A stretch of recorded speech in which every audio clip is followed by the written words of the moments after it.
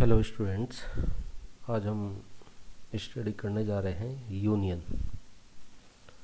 So the union is a user defined data type in C language which is used to store a collection of different kinds of data and having a common name. The union is something similar to an array, and the only difference is that array is used to store the same data types elements. ये जो union है ये बिल्कुल same है जैसे array होता है, but difference इतना है कि एरे जो है वो collection of similar type elements होता है और जो यूनियन है वो डिफरेंट टाइप के एलिमेंट्स का कलेक्शन होता है। और हम इसको ऐसे भी कह सकते हैं जो यूनियन है वो सिमिलर है बिल्कुल स्ट्रक्चर के। ठीक है, तो आइए देखते हैं आगे how to create a union in C programming language. So we use union keyword to create a union in C language, and its syntax is as follows: union, union name, data type member 1 name, data type member 2 name, data type member 3 name, and then variable name. Where union keyword is used to declare the union in C language. Union name, it is the name of the union. Data type, it may be integer, float, character, etc. Variable name, it is the variable of union. देखिए ये बिल्कुल same है structure की तरीके से, बस structure में हमने यहाँ यूनियन की जगह पर क्या लिख रखा था, स्ट्रक्ट कीवर्ड। ठीक है, स्ट्रक्ट कीवर्ड से कंपाइलर को ये पता लग जाता है कि जो आगे हम लिखने जा रहे हैं वो एक स्ट्रक्चर को लिखने जा रहे हैं। और यूनियन कीवर्ड के लिखने से क्या होता है, कंपाइलर को ये पता लग जाता है कि जो आगे हम लिखने जा रहे हैं वो एक यूनियन है। ठीक है, नाउ आगे देखते हैं, एक प्रोग्राम के थ्रू इसका समझते हैं। Write program in C language to accept the name, roll number, age, fees of student and display it in attractive manner. Union student, character name, integer roll number, integer age, float, fees और S1। What is S1? S1 is the variable of student union. Student क्या है, यहाँ पर एक user defined data type है और इस user defined data type का टाइप क्या है, यूनियन है। ये यूनियन टाइप का है। और इस स्टूडेंट की जो हमारे पास मेंबर है वो कौन कौन से हैं, नेम है, रोल नंबर है, एज है और फीस है। What is S1? S1 एक वेरिएबल है किसका, इस स्टूडेंट टाइप का। तो इस S1 की हेल्प से हम इस नेम को, रोल नंबर को, एज को और फीस को एक्सेस कर सकते हैं। Here union is a keyword. Student is the name of the union. Name, roll number, age and fees are the different members of the student union. देखिए एक मैंने यहाँ पर प्रोग्राम लिखा है इसी का, सेम प्रोग्राम है जैसे हमने स्ट्रक्चर में लिख रखा था। आइए इस प्रोग्राम को रन करके देखते हैं। मैं इस प्रोग्राम को यहाँ से कॉपी कर लेता हूँ।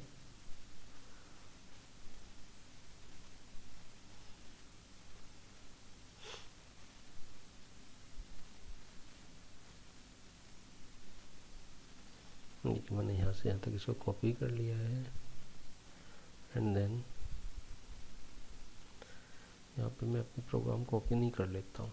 देखिए ये प्रोग्राम में सेम प्रोग्राम की हमने यहाँ पर क्या लिख रखा है, स्ट्रक्ट लिख रखा है। यानी ये स्ट्रक्ट स्टूडेंट जो है एक स्ट्रक्चर हमने यहाँ पे बना रखा है। जब मैं इस प्रोग्राम को रन करता हूँ तो ये हमसे क्या पूछेगा, नेम, उसका नेम प्रिंट करेगा। फिर हमसे पूछेगा रोल नंबर, तो उसका रोल नंबर प्रिंट कर देगा। फिर हमसे पूछेगा एज, तो उसकी एज प्रिंट कर देगा। फिर हमसे पूछेगा फीस, उसकी फीस प्रिंट कर देगा। तो इस प्रोग्राम को देखते हैं जरा रन करा के। ये अभी स्ट्रक्चर का प्रोग्राम है। Save, close and then compile करते हैं, रन करके देखते हैं।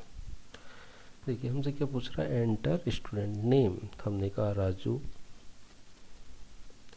तो देखिए राजू जैसे नेम हमने एंटर किया तो तुरंत लिख के आएगा student name is Raju. Enter student roll number, हमने कहा 23, उसका रोल नंबर तुरंत प्रिंट होगा। हमने कहा एज 12 ईयर्स, एज भी प्रिंट हो गई। हमने कहा फीस 25.36, उसकी फीस भी प्रिंट हो गई।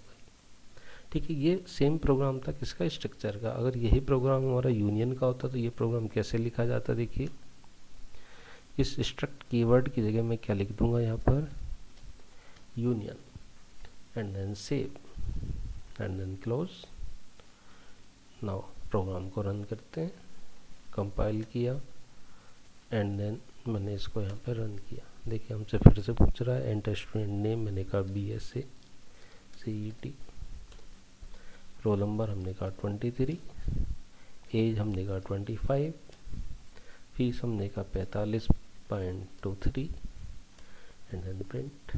तो देखिए यूनियन से भी सेम प्रोग्राम रन हो रहा है और स्ट्रक्चर से भी सेम प्रोग्राम रन हो रहा है, लेकिन एक डिफरेंस है। क्या डिफरेंस है? वो डिफरेंस हम देखते हैं। देखिए जब हमने यहाँ पर यूनियन कीवर्ड लिखा है तो यूनियन कीवर्ड लिखने से ये स्टूडेंट जो है कि यूनियन टाइप का वेरिएबल हो गया या यूनियन टाइप का डेटा टाइप है और इसका एक वेरिएबल है क्या, S1। इस S1 को कितनी मेमोरी मिली होगी इस यूनियन में, और जब मैं यहाँ पे स्ट्रक्ट लिख देता हूँ तब इस S1 वेरिएबल को तब कितनी मेमोरी मिली होगी। तो आइए देखते हैं ये मेमोरी कितनी मिली होगी, एक प्रोग्राम के थ्रू समझते हैं।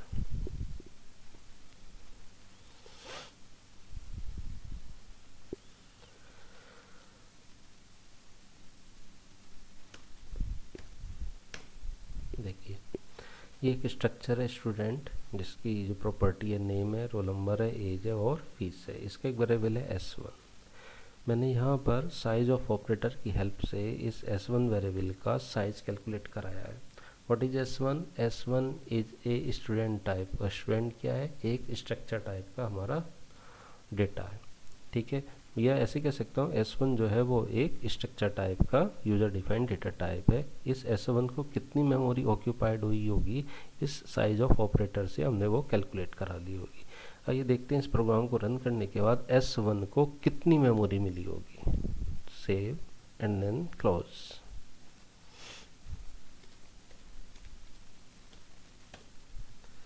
देखिए प्रोग्राम का नाम था U1, कंपाइल किया एंड देन ./U1। देखिए आप यहाँ पर पढ़ सकते हैं the memory size of variable S1 is 24। Means S1 variable को टोटल मेमोरी कितनी मिली है, 24 बाइट की। नाउ मैं प्रोग्राम को थोड़ा चेंज कर देता हूँ। देखिए आपने अभी देखा कि इस S1 को टोटल मेमोरी कितनी मिली है, 24। किसके केस में? जब ये स्ट्रक्चर डिफाइन है। अगर मैं इसको यूनियन कर दूं and then save and then run, compile किया एंड फिर से मैंने इसको क्या किया, रन किया। देखिए अब कितना साइज आ रहा है, the memory size of variable S1 is 12।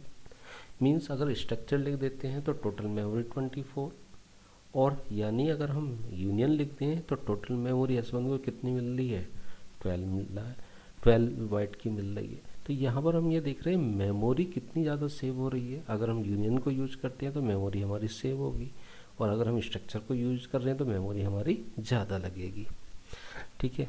तो आइए इसी चीज़ को हम यहाँ पर डिफरेंस के अकॉर्डिंग समझते हैं। एक क्वेश्चन में लिखा है यहाँ पे right the difference between structure and union. तो देखिए स्ट्रक्चर एंड देन यूनियन, एक तरफ स्ट्रक्चर है दूसरी तरफ यहाँ पर यूनियन है। स्ट्रक्चर एम्प्लॉय का एक स्ट्रक्चर बनाया जिसके अंदर दो प्रॉपर्टी हैं, एक तो कैरेक्टर X है और एक फ्लोट Y है। E जो है इसका एक क्या है, वेरिएबल है। ऐसी यूनियन है, यहाँ भी E क्या है, वेरिएबल है।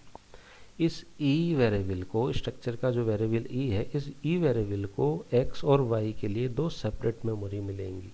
X के लिए 1 बाइट की मेमोरी मिलेगी और Y को 4 बाइट की मेमोरी मिलेगी, यानी टोटल मेमोरी कितनी होगी, 5 बाइट की। इसी चीज़ को यूनियन में देखते हैं। यूनियन में X को और Y को वो एक कंबाइंड मेमोरी मिलेगी, यानी इन दोनों में से जिसकी मेमोरी साइज ज़्यादा होगा वो मिलेगा। तो हम यहाँ देखते हैं कि X जो है वो 1 बाइट का है और Y जो है वो फ्लोट टाइप का है। तो Y की जो मेमोरी साइज कितनी है, 4 बाइट की। तो यहाँ पर मेमोरी शेयरिंग हो जाता है, यानी टोटल वर्क जो होगा वो 4 बाइट में हो जाएगा। यहाँ पर लिखा भी है, देखिए allocate storage equal to largest 1। तो इसके डिफरेंस, एक तो यही था मेन डिफरेंस। दूसरा डिफरेंस यहाँ भी आप देख सकते हैं, you can use a struct keyword to define a structure. इधर यूनियन में you can use a union keyword to define a union. Next difference आप देख सकते हैं, every member within structure is assigned a unique memory location. In union a memory location is shared by all the data members. तो ये कुछ difference है, ये आप इसको पढ़ लीजिएगा, समझ लीजिएगा। अगर कुछ समझ में नहीं आता है या कोई पॉइंट ऐसा है जो समझ में नहीं आ रहा, तो आप मेरे व्हाट्सएप नंबर पर या मुझे डायरेक्टली भी कॉल कर सकते हैं। एडवांटेज हैं कुछ स्ट्रक्चर के, वो आप पढ़ लीजिएगा। यूनियन के एडवांटेज हैं वो भी आप पढ़ लीजिएगा। डिसएडवांटेज हैं स्ट्रक्चर के, वो भी आप पढ़िएगा। और यहाँ पर कुछ डिसएडवांटेज यूनियन के हैं, वो भी आप पढ़ लीजिएगा। तो ये जो लेक्चर था ये फिनिश हो गया है स्ट्रक्चर का एंड यूनियन का। आप इसको अच्छे से तैयार करिए, एग्ज़ाम के लिए बहुत अच्छा क्वेश्चन है। ये डिफरेंस बताइए स्ट्रक्चर और यूनियन में, और ये अक्सर पूछा जाता है। Thank you.